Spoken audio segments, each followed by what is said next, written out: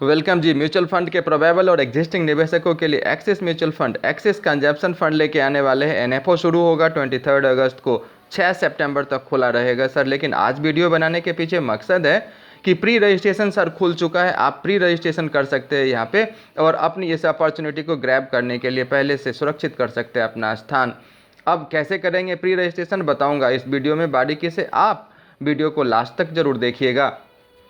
और अगर हाँ चैनल को सब्सक्राइब नहीं किया अभी तक तो सर आप चैनल को सब्सक्राइब कर लीजिएगा, बेल आइकॉन को प्रेस कर दीजिएगा ताकि हमारे नए वीडियोज़ लगातार आप तक पहुंचते रहें, आपकी मेहरबानी रहेगी। इंडिया कंज्यूमर्स मार्केट के ऊपर एक्सिस फंड ने क्यों इतना भरोसा दिखाया है और क्यों निवेशकों का पैसा इकट्ठा करके लगाने की प्लानिंग कर रही है, उसके पीछे कुछ प्रमुख कारण हैं जो पहले मैं आपको बताता हूं। सर्वप्रथम, कंज्यूमर सेक्टर में सिर्फ और सिर्फ साबुन तेल और चाय पत्ती बनाने वाली कंपनियां ही नहीं आती सर, इसका ब्रॉड कैनवास है सर। कैसे? इसमें एफएमसीजी सेक्टर आता है, ऑटो सेक्टर आता है, ऑटो कंपोनेंट सेक्टर आता है, कंज्यूमर्स आता है, कंज्यूमर ड्यूरेबल सेक्टर आता है, साथ ही इसमें टेलीकॉम सेक्टर, हेल्थ सेक्टर और रियलिटी सेक्टर, पावर सेक्टर, ये सब मिलके बनता है सर कंजम्पशन फंड। एक्सिस का या किसी का भी पोर्टफोलियो अगर हो तो कंजम्पशन फंड में ये सारे सेक्टर्स रहते हैं। और कुल मिला के अगर एक बात करूँ तो एक्सिस यहाँ पे सर 72 सेक्टर की कंपनियों में लगाने वाली है आपका पैसा जो आप इससे इकट्ठा करेगी। अब क्यों बुलिश है सर इस फंड को लेकर? श्रेयांश दिवालकर जो फंड मैनेजर है इस फंड के,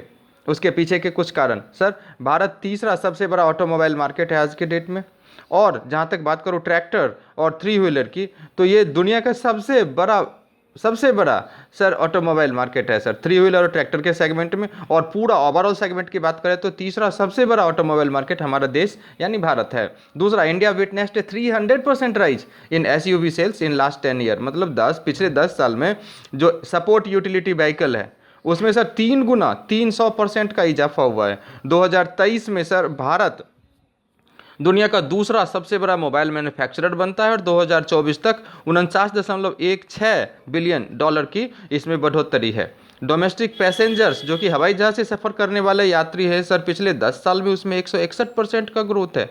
वहीं अगर इन्वर्टेड एसी की बात करें तो सर 2017 में 27% था, आज के डेट में 77% बढ़ के हो गया। Electronic export sir 25.8% year on year हुआ है 2024 में, और ये 2026 तक बढ़ के 24.45 लाख करोड़ का बनने वाला है सर। 2019 से अब तक की अगर बात करें तो क्विक कॉमर्स में 56.5% का ग्रोथ हुआ है। और 100 बातों की एक बात अगर कहें तो India's consumer market is set to reach a 4 trillion by 2030, यानी कंजप्शन सेक्टर इतना रॉबस्ट एक्सपेक्ट कर रहे हैं। Reason inflection point, when a country hits inflection point it experience major infrastructure growth।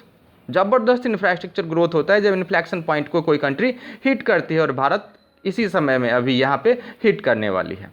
Increase consumption बढ़ जाता है, इकोनॉमिक एक्सपेंशन ज़बरदस्त होता है वहाँ के लोगों का इनकम, पर कैपिटा इनकम एकदम से बढ़ता है, जिससे क्या होता है, जिससे 2 बातें होती हैं। सबसे पहला बेसिक नीड जिसको कि नॉन डिस्क्रिशनरी कहते हैं यानी इसेंशियल कहते हैं, वो तो फटाफट कर लेगा वो। अब जो पैसे बचे तो क्या करेगा वो, अब वो लग्जरियस आइटम की तरफ भी जाएगा। सो एक्सपेंडिचर ज़बरदस्त होने वाला है तो कंजप्शन बढ़ेगा। अब नहीं, आप इस आंकड़े से देख लीजिए जो कि नेट नेशनल इनकम का है और इसे प्रकाशित किया है पीआईबी ने। ये डेटा आप एक बार देख लीजिए। 2005 में हमारा कितना था, 663 इंडिया पर कैपिटल इन डॉलर में दिया गया, $663 पर कैपिटा था हमारा, कब?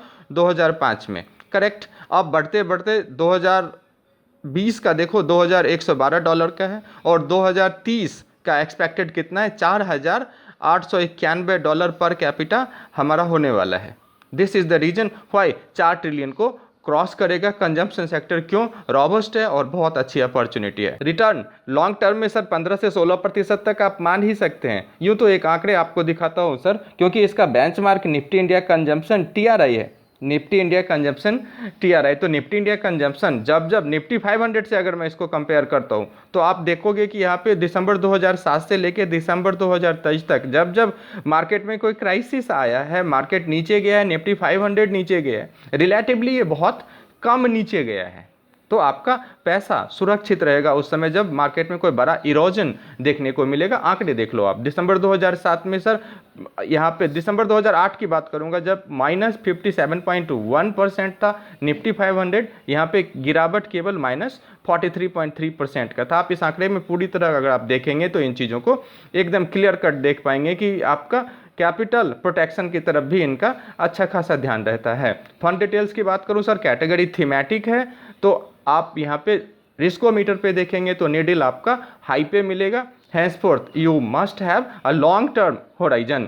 Benchmark Nifty India consumption TRI है। टिपिकल इन्वेस्टमेंट होराइजन 5+ ईयर्स, ऐसा ये एडवाइस करते हैं। Minimum application amount 100 for lump sum and thereafter 1 rupees denomination either in SIP और इन लमसम। एग्जिट लोड अगर आप 12 महीने के अंदर अंदर करते हैं तो आपको देना पड़ेगा 1%, ठीक है। इफ रिडीम और switch out within 12 month from allotment date for 10% of investment nil, for remaining investment 1%।